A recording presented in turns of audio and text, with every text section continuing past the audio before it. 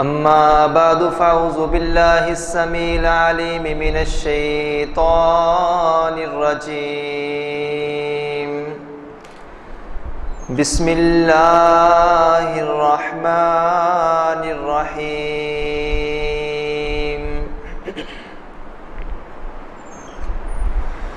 يا أيها الذين آمنوا إذا نودي للصلاة من يوم الجمعة فاسعوا إلى ذكر الله وذروا البيع ذلكم خير لكم إن كنتم تعلمون.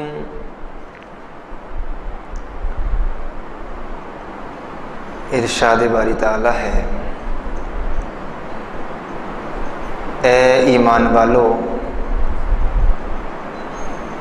جب جمعہ کے روز تمہیں نماز جمعہ کے لیے بلایا جائے تو اللہ کے گھر مسجدوں کی طرف دوڑے چلے آؤ اور اپنے کاروبار اور تجارت کو بند کر دو. اگر تم سمجھ جاؤ تو یہ بات تمہارے حق میں بہت بہتر ہے.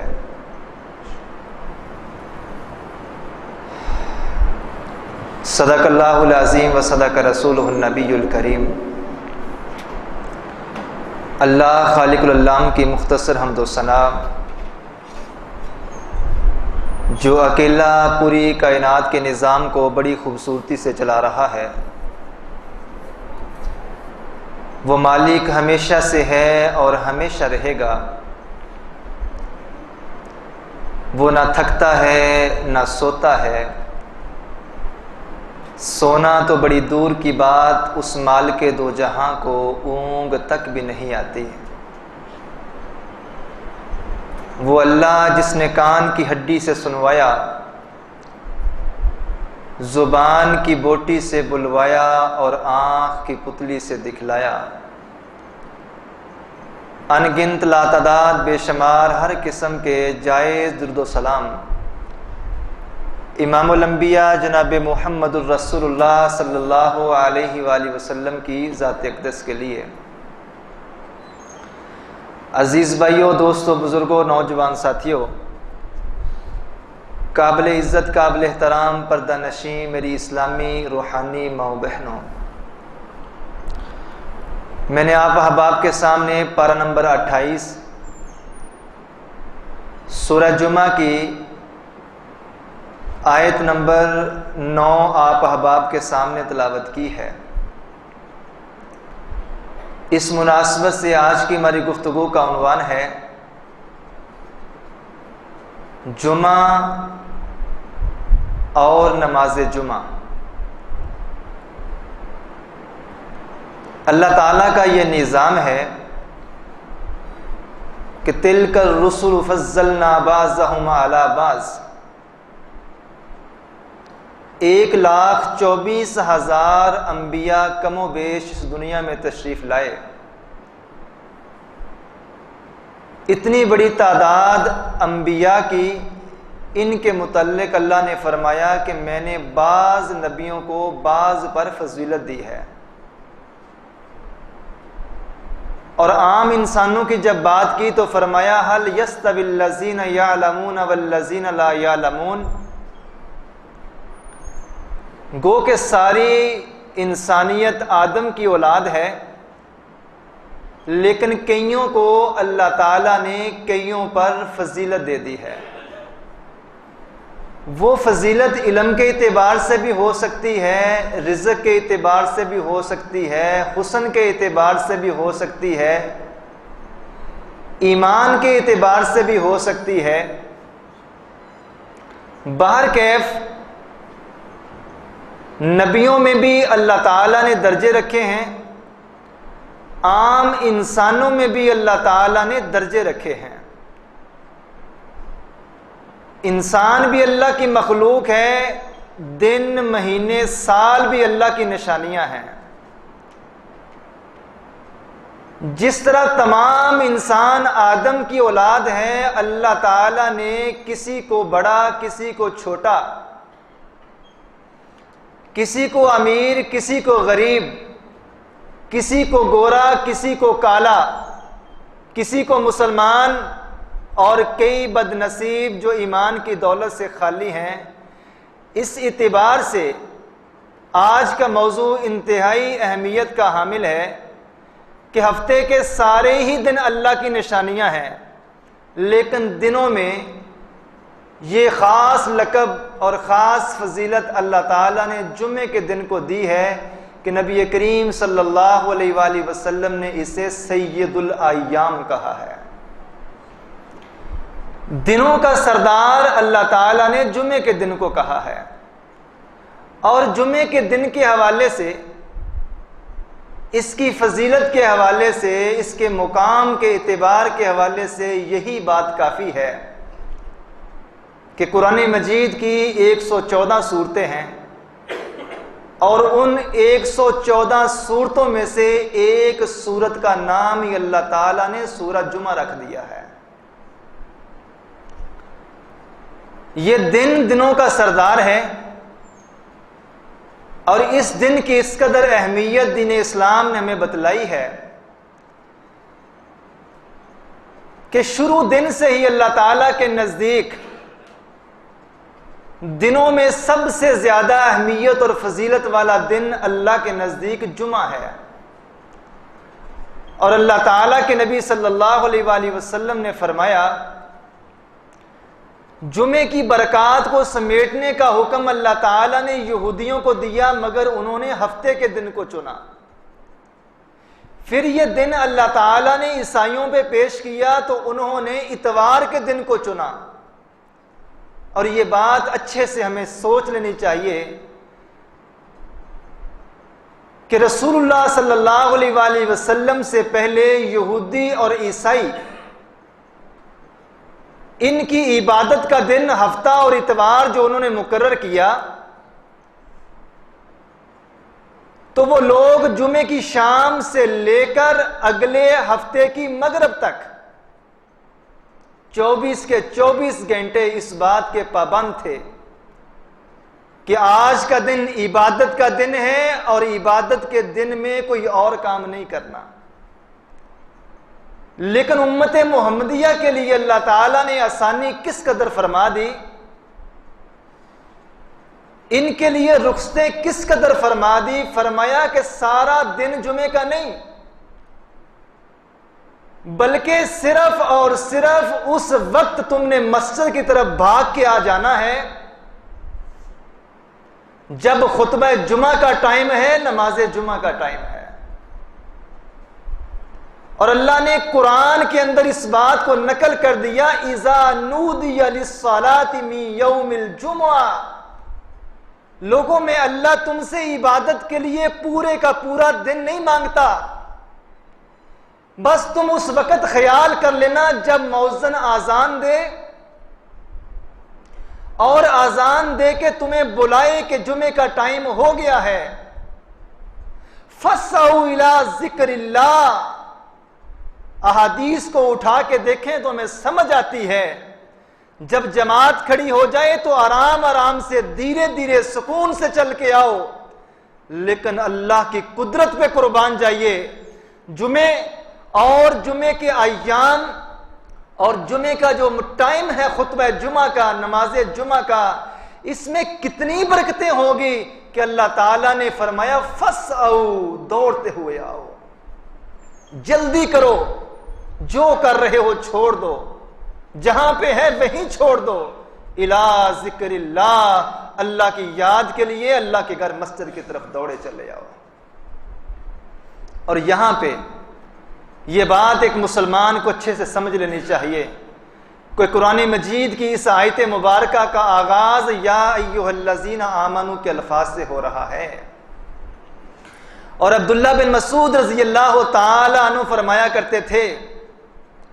کہ لوگوں قرآن مجید کی جس آیت کا آغاز یا ایھا الذین آمنوا کے الفاظ سے ہو، مسلمانوں کو پوری طرح متوجہ ہو جانا چاہیے قرآن مجید میں ایک کم 90 بار یہ لفظ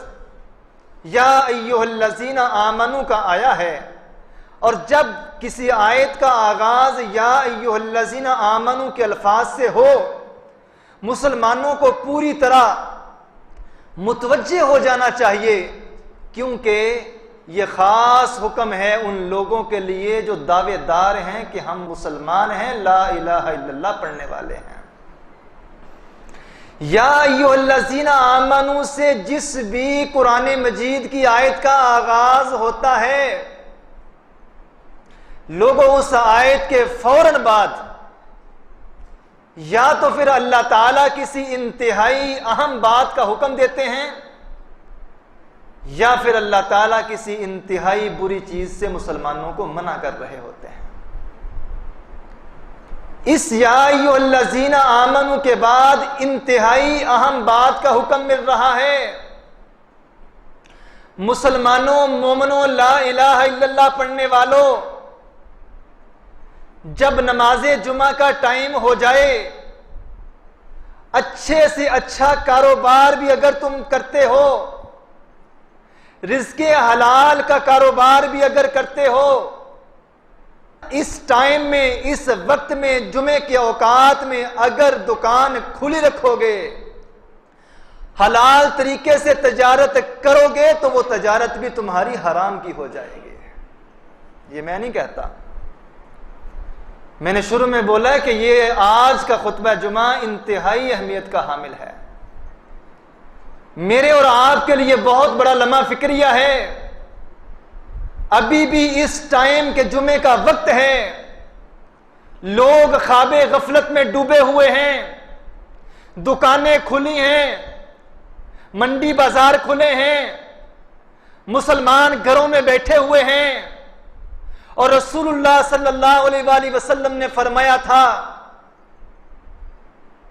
لوگوں جب جمعے کی نماز کا ٹائم ہو جائے، خطبہ جمعہ کا ٹائم ہو جائے، میرا دل چاہتا ہے اپنے ممبر و مصلی پہ میں کسی کو کھڑا کروں اور مدینے میں جا کے دیکھوں جو لوگ اذان سننے کے بعد بھی خطبہ جمعہ سننے کے لیے مسجد کی طرف رخ نہیں کیے، میرا دل چاہتا ہے کہ ان مردوں سمیت ان گھروں کو جا کے آگ لگا دو۔ رسول اللہ رحمت للعالمین ہے، اللہ نے نرم دل والے بنایا ہے، محبت، شفقت اور خوشیاں بانٹنے والا اپنے نبی کو بنایا ہے۔ اس وقت کی اہمیت کا اندازہ آپ اس بات سے لگائیے کہ اللہ نے اپنے نبی کو خطبہ جمعہ اور جمعے کی نماز کی اہمیت کے متعلق کس قدر آگاہ کیا ہوگا کہ شفیق اور مہربان نبی بھی یہ بات کہتے ہوئے نظر آتے ہیں، فرمایا دھمکی نہیں ہے، میں پریکٹیکلی طور پہ اگر میرا دل چاہتا ہے کہ اپنے مصلی پہ کسی کو کھڑا کروں اور عملی طور پہ میں محمد صلی اللہ علیہ وآلہ وسلم ان لوگوں کو ان گھروں سمیت جا کے جلا دوں جن کو اس بات کی شرم نہیں ہے 7 دنوں کے بعد یہ اس قدر اہمیت کا دن، عبادت کا دن اور اللہ کے نزدیک اس قدر برکتوں والا دن ہے، اس وقت بھی لوگ اپنے آپ کو سستی کا شکار کیے ہوئے ہیں۔ رسول اللہ صلی اللہ علیہ وآلہ وسلم نے فرمایا، لوگوں یہ دن اتنا اہم دن ہے، سید الاعیان وَأَعْظَمُ عِندَ اللَّهِ، یہ دنوں کا سردار ہے اور اللہ کے نزدیک 7 دنوں میں سب سے زیادہ اہمیت والا دن ہے۔ اس کی اہمیت کیوں ہے؟ اللہ کے نبی نے فرمایا، خلق اللہ فیہا آدم، جمعے کے دن اللہ تعالی نے ہمارے باپ آدم کو پیدا کیا ہے، اور جمعے کے دن ہمارے باپ آدم کو جنت میں داخل کیا گیا ہے، اور جمعے کے دن ہی آدم کو جنت سے نکال کر دنیا کی طرف اتارا گیا ہے، اور جمعے کے دن ہی آدم علیہ السلام کو فوت کیا گیا ہے، اور اس جمعے کے دن طلوع آفتاب سے لے کر غروب آفتاب تک میرے نبی نے فرمایا ایک ایسی گھڑی ہے کہ اس گھڑی میں جو بھی دعا اللہ سے مانگی جائے اللہ اس دعا کو رد نہیں کرتا۔ اور نبی نے اپنے ہاتھ کے اشارے سے فرمایا ہوا یکللھا، وہ گھڑی انتہائی چھوٹی ہے، انتہائی چھوٹی ہے، اور اس جمعے کے دن ہی میرے نبی نے فرمایا قیامت کا نگارہ برپا ہوگا۔ اور رسول اللہ صلی اللہ علیہ وآلہ وسلم نے فرمایا جب جمعے کا دن ہوتا ہے جنوں اور انسانوں کے علاوہ زمین، آسمان، پہاڑ، یہ چرند، یہ پرند، یہ چوپائے، یہ جانور، اس کائنات کی ہر مخلوق اس بات سے ڈرتی ہے کہ آج کہیں وہی جمعے کا دن نہ ہو جس جمعے کے دن میں قیامت پیدا ہونے والی ہے۔ جمعے کے روز سارے جانور افسردہ ہوتے ہیں، جمعے کے روز پہاڑ افسردہ ہوتے ہیں، جمعے کے دن سمندر افسردہ ہوتے ہیں، کیونکہ ان کو بھی پتا ہے کہ جمعے کے روز قیامت قائم ہونے والی ہے، اور وہ ڈرتے ہیں کہ آج جمعہ ہے کہیں آج قیامت کا دن نہ ہو۔ اور جمعے کے دن کے حوالے سے نبی کریم صلی اللہ علیہ وآلہ وسلم نے کرنے کے ہمیں کام بھی بتائے ہیں، اور سب سے اہم کام جمعے والے دن جمعہ پڑھنا ہے۔ جمعے کو جو اعزاز، جو مقام ملا ہے وہ اس 1.5 گھنٹے سننے سنانے کی وجہ سے ملا ہے۔ یہ ہماری تربیت کا دن ہے، یہ سیمینار ہے، یہ اجتماع ہے، یہ بھولا ہوا سبق یاد کرنے کا دن ہے، اور کچھ نیا دین سیکھنے، کچھ نیا سبق لینے کا دن ہے۔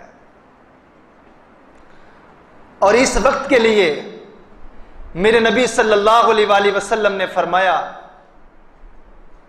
اور قرآن نے یہ جو ارشاد فرمایا ہے کہ فَاسْعَوْا إِلَىٰ ذِكْرِ اللَّهِ، لوگوں اس کے پیچھے بڑی حکمتیں ہیں کہ جلدی آؤ، دوڑتے ہوئے آؤ، بھاگتے ہوئے آؤ، سستی کے ساتھ نہ آؤ، ڈیلے ڈالے نہ پڑو،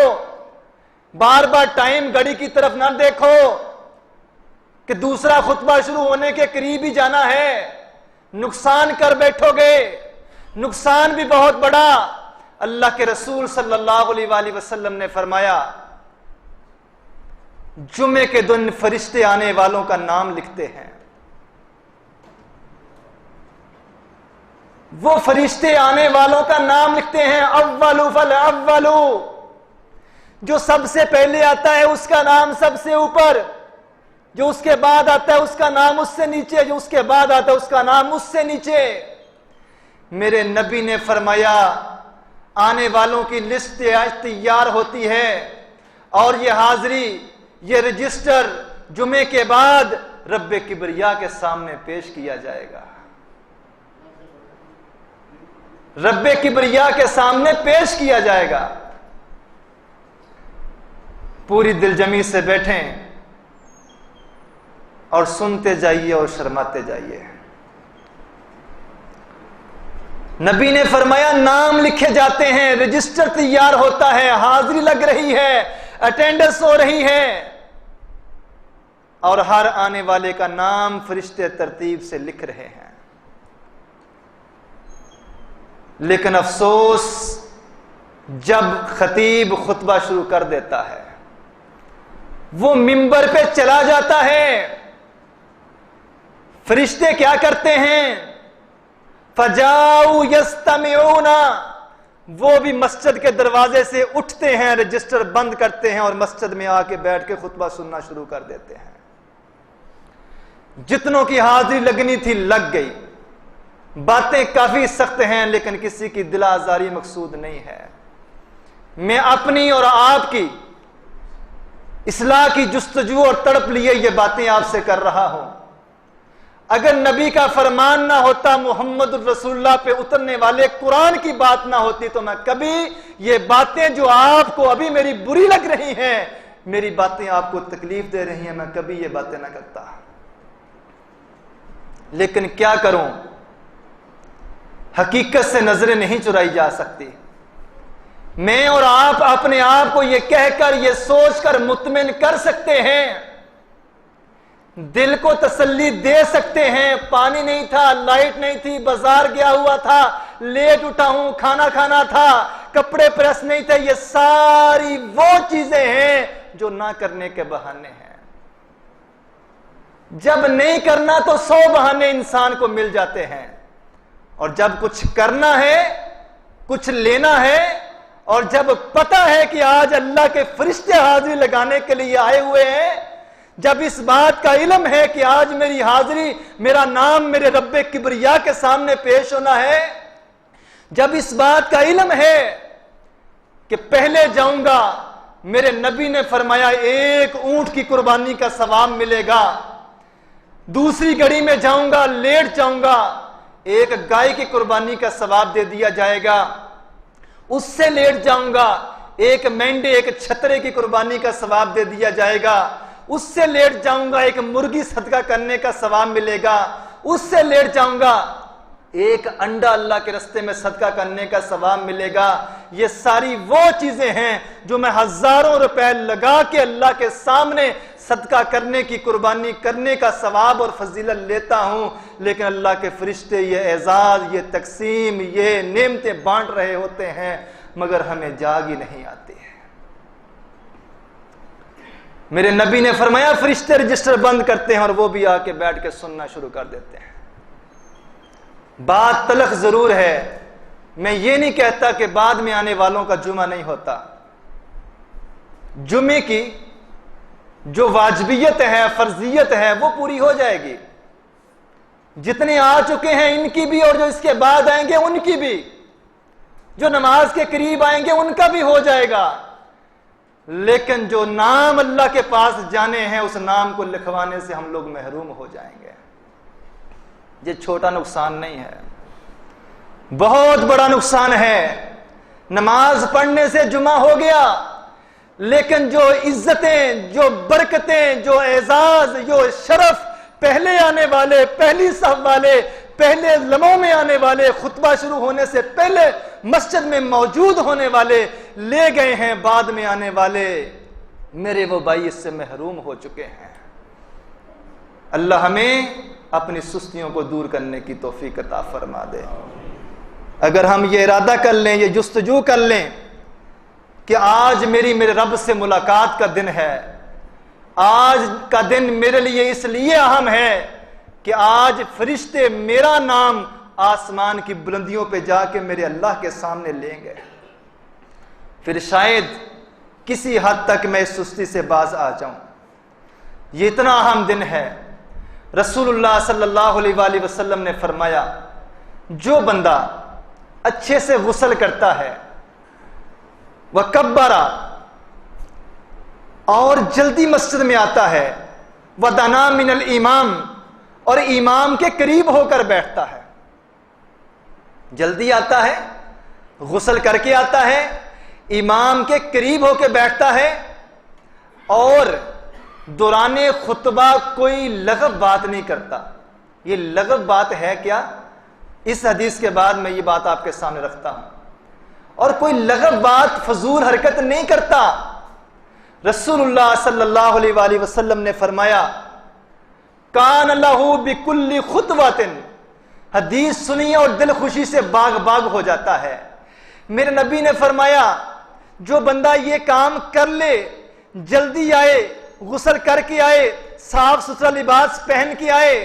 امام کے قریب ہو کر بیٹھے، اور دوران خطبہ کوئی فضول حرکت نہ کرے، کوئی لغو بات نہ کرے، صرف پوری توجہ اپنی سننے پہ لگا دے، کان لہ بکل خطوۃ، اس بندے کے ہر قدم پہ اجر صیامہا و قیامہا، ہر قدم کے بدلے اللہ تعالیٰ 1 سال کے روزوں کا ثواب لکھتا ہے، 1 سال کے قیام کا ثواب لکھتا ہے۔ تھوڑے سے تھوڑے قدم اٹھا کے بھی اگر ہم مسجد میں پہنچے ہیں تو 50 قدم تو اٹھائے ہیں نا۔ نبی کی اس حدیث کا مفہوم یہ ہے، ایک ایک قدم پہ ایک قدم اٹھاتا ہے، ایک رکھتا ہے، میرے نبی نے فرمایا ہر قدم پہ 1 سال کی نیکیاں اس طرح لکھی جاتی ہیں کہ پورا 1 سال اس بندے نے روزے رکھے ہیں۔ دوسرا قدم اٹھاتا ہے، نیکی کیا لکھی جاتی ہے کہ پورا 1 سال اس بندے نے اللہ کے سامنے کھڑے ہو کے عبادت کے اندر ہی گزارا ہے۔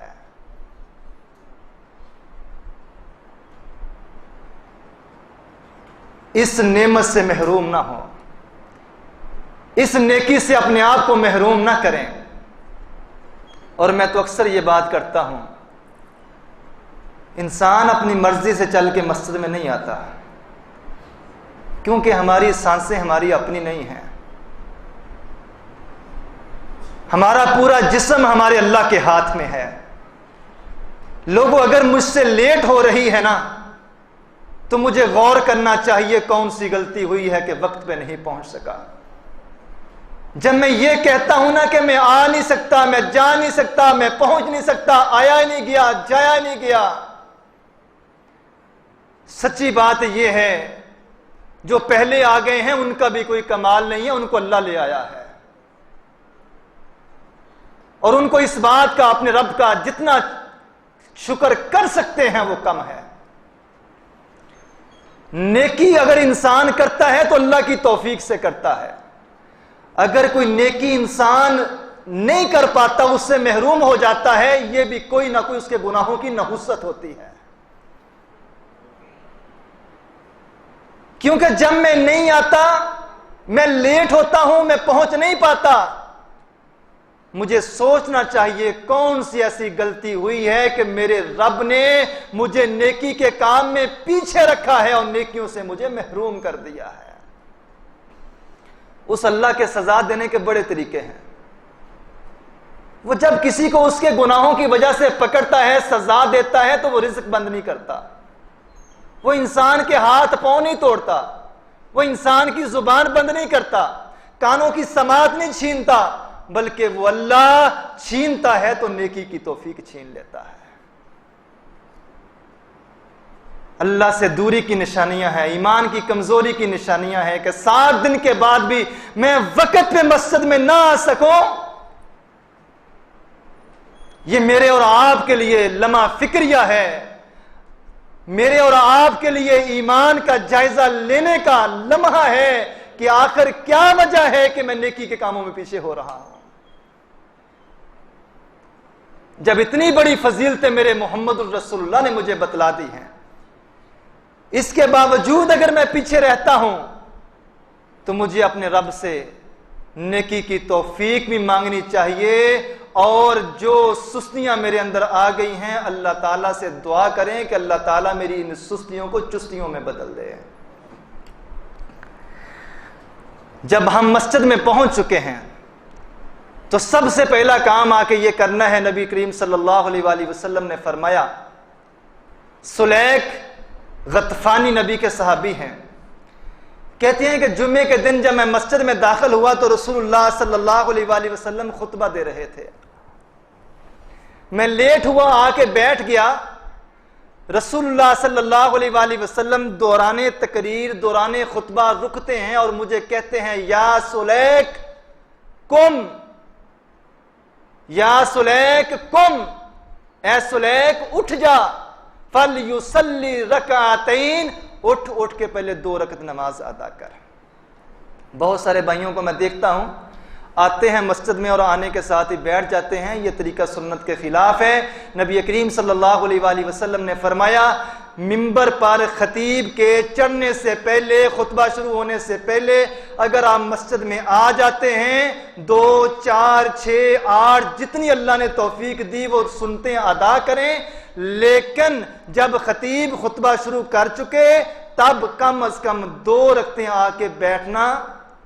بنتا ہے۔ اس کو تحیۃ المسجد کہا جاتا ہے۔ 2 رکعتیں پڑھے بغیر کسی انسان کے لیے، مسلمان کے لیے بیٹھنا جائز نہیں ہے، کیونکہ نبی کریم صلی اللہ علیہ وآلہ وسلم نے فرمایا، جو بندہ بھی تم میں سے مسجد میں آئے والامام یخطب، اور امام خطبہ دے رہا ہو، فلیرکع رکعتین، اسے چاہیے کہ 2 رکعتیں پڑھے پھر بیٹھ کے خطیب کا خطبہ سنے۔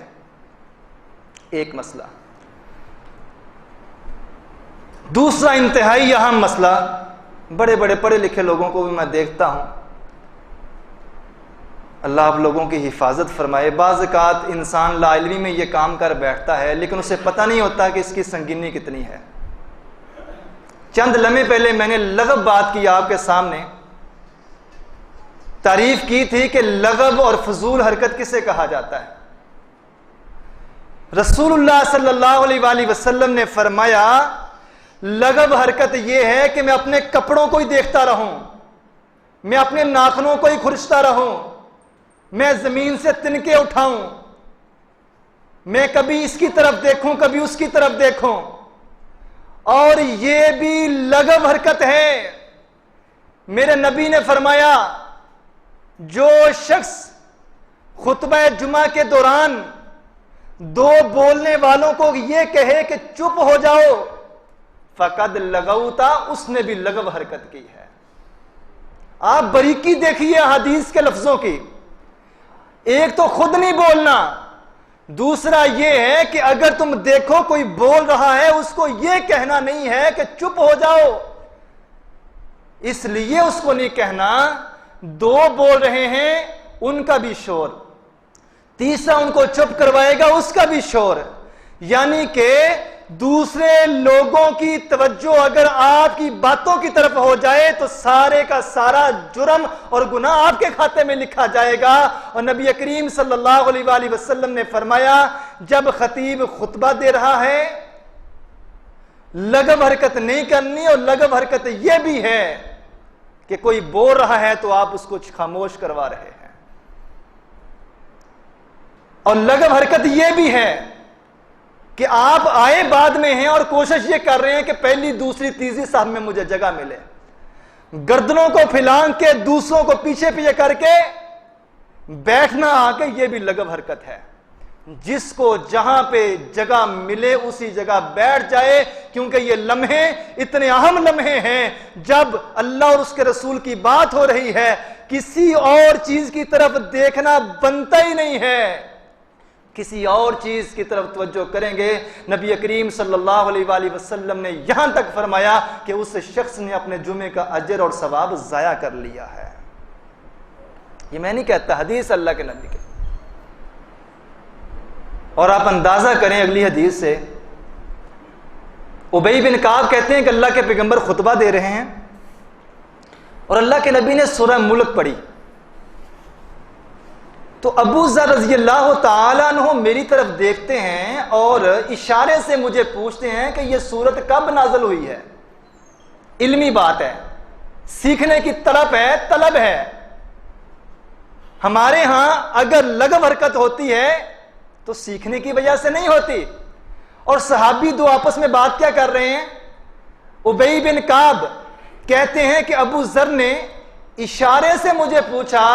یہ اللہ کے رسول جو سورہ ملک کی تلاوت کر رہے ہیں، میں تو اس سورت کو پہلی دفعہ سن رہا ہوں، یہ سورہ مبارکہ کب نازل ہوئی ہے؟ تو ابی بن کعب ابو ذر سے کہتے ہیں اشارے سے چپ ہو جاؤ، بولتے نہیں ہیں، اشارے سے خاموش رہنے کا حکم دیتے ہیں. اور جب نماز سے فارغ ہو چکے تو ابی بن کعب سے ابو ذر آ کے کہتے ہیں یار عجیب بات ہے، میں آپ سے ایک علمی بات پوچھ رہا تھا کہ یہ سورت کب نازل ہوئی ہے اور آپ مجھے چپ کروا رہے ہیں. تو ابی بن کعب نے کہا اے ابو ذر تجھے آج کے خطبہ جمعہ سے کچھ نہیں ملا، تو نے ضائع کر دیا ہے. ابو ذر یہ بات سن کے تڑپ جاتے ہیں، بھاگے اللہ کے رسول کے پاس. یہ اللہ کے رسول دیکھیے ابو ذر کو ابی بن کعب کیا کہہ رہا ہے، کہتا ہے کہ تیرا آج کا جمعے کا دن اور جمعے کی اہمیت اور فضیلت اور برکات سے تجھے محروم کر دیا گیا. اے اللہ کے رسول میں نے تو یہی پوچھا تھا کہ یہ سورت کب نازل ہوئی ہے. تو اس میں ابی بن کعب نے مجھے ڈانٹا اور یہ میرے لیے حکم جاری کر رہے ہیں. تو رسول اللہ صلی اللہ علیہ وآلہ وسلم نے فرمایا اے ابو ذر صدق ابی بن کعب، ابی بن کعب نے جو کہا ہے وہ سچ ہی کہا ہے. مطلب کیا؟ علمی بات کے لیے بھی کسی سے کوئی بات کرنا اس وقت جب کہ امام خطبہ دے رہا ہے، اللہ کے رسول صلی اللہ علیہ وآلہ وسلم نے اس چیز سے بھی منع فرمایا ہے۔ اللہ کے نبی صلی اللہ علیہ وآلہ وسلم نے فرمایا کہ جمعے کے دن ایک گھڑی ایسی ہے جس گھڑی میں اللہ سے جو مانگا جائے اللہ جولی میں ڈال دیتا ہے، شرط یہ ہے کہ کوئی حرام کام کا تقاضا نہ ہو، کسی حرام چیز کی ڈیمانڈ نہ کرے، کسی حرام چیز کی انسان خواہش نہ کرے۔ اور اس ضمن میں دو حدیث ہیں، ایک صحیح مسلم کی، ابو موسیٰ اشعری رضی اللہ تعالی عنہ اس حدیث کے راوی ہیں۔ اللہ کے نبی نے فرمایا کہ وہ گھڑی خطیب کے، امام کے منبر پر بیٹھنے سے لے کر نماز مکمل ہونے تک ہے، اور ایک جگہ پہ ہے کہ دو خطبوں کے درمیان کا جو ٹائم ہے مختصر سا، وہ قبولیت کی گھڑی ہے۔ اور ایک حدیث کے الفاظ یہ ہیں کہ وہ ساعت جو ہے، وہ گھڑی جو ہے، فی آخری نہار، دن کے آخری حصے میں ہے، یعنی کہ عصر کے بعد اور مغرب سے پہلے۔ اور صحابہ کرام میں سے اکثر کا یہ معمول ہوتا تھا کہ عصر کے بعد وہ بیٹھے رہتے، دعائیں کرتے رہتے، جمعے کے دن اس گھڑی کو تلاش کرتے رہتے۔ اور حافظ ابن حجر اسقلانی رحمہ اللہ اس حدیث کی شرح میں 40 اقوال نقل کرتے ہیں کہ وہ گھڑی کون سی ہوگی، اور ایک قول انہوں نے یہ نقل کیا ہے کہ یہ گھڑی اللہ تعالیٰ نے مخفی رکھی ہے، جس طرح لیلۃ القدر کی گھڑی کو مخفی رکھا ہے، واضح نہیں کیا گیا، تاکہ زیادہ سے زیادہ محمد الرسول اللہ کے امتی اور اللہ کے بندے کثرت سے جمعے کے روز اللہ رب رحمان کی عبادت بھی کریں اور اللہ تعالیٰ سے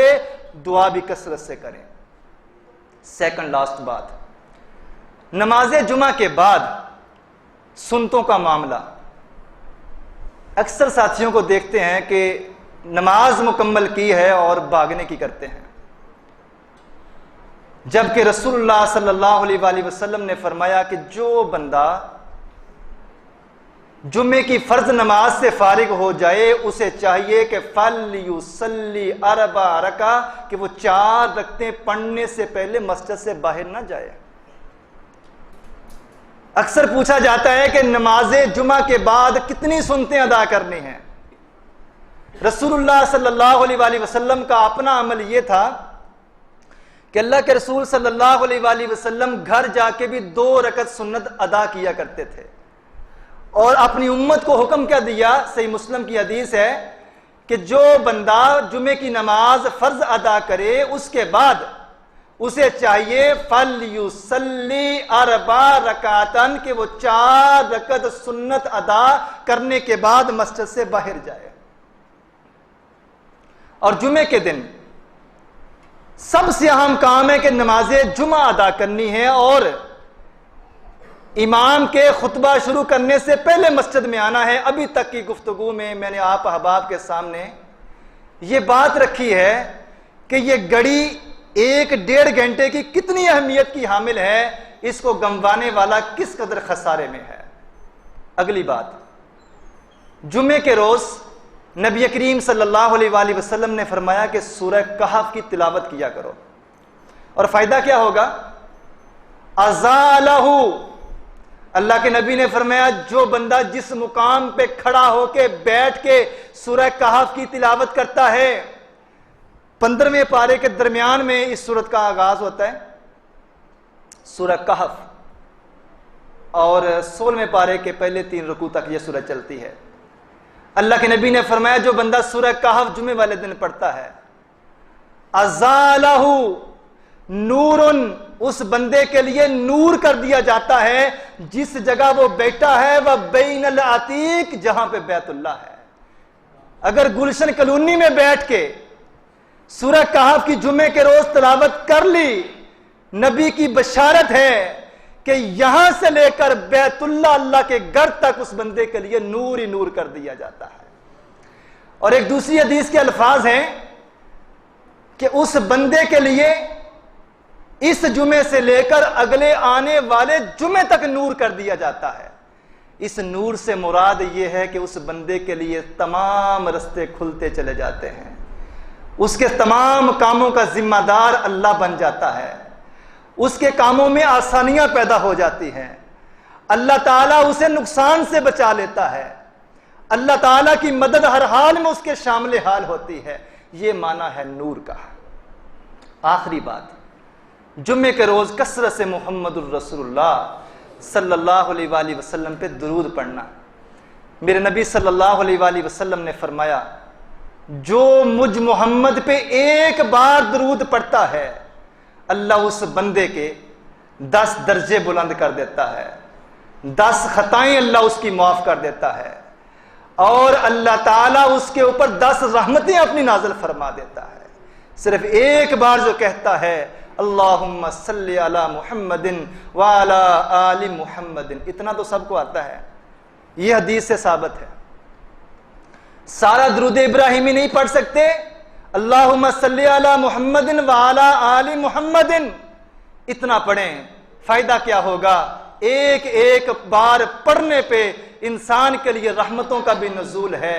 انسان کے گناہوں کی بھی معافی ہے، انسان کے نامہ اعمال میں نیکیوں کا بھی اضافہ ہے۔ اللہ مالک سے دعا ہے اللہ اس دن کی اہمیت کو سمجھنے کی ہمیں توفیق عطا فرما دے۔ اس قدر یہ اہمیت کا حامل دن ہے، اللہ اس کی سعادتوں کو، برکتوں کو، نعمتوں کو اللہ ہمیں اپنی جولی میں ڈالنے کی توفیق عطا فرما دے۔ اللہ ہمیں بار وقت جمعے والے دن مسجد میں آنے کی توفیق عطا فرما دے، بار وقت اللہ ہمیں اپنے گھر میں آنے کی توفیق عطا فرما دے۔ وآخر دعوانا الحمدللہ رب العالمین۔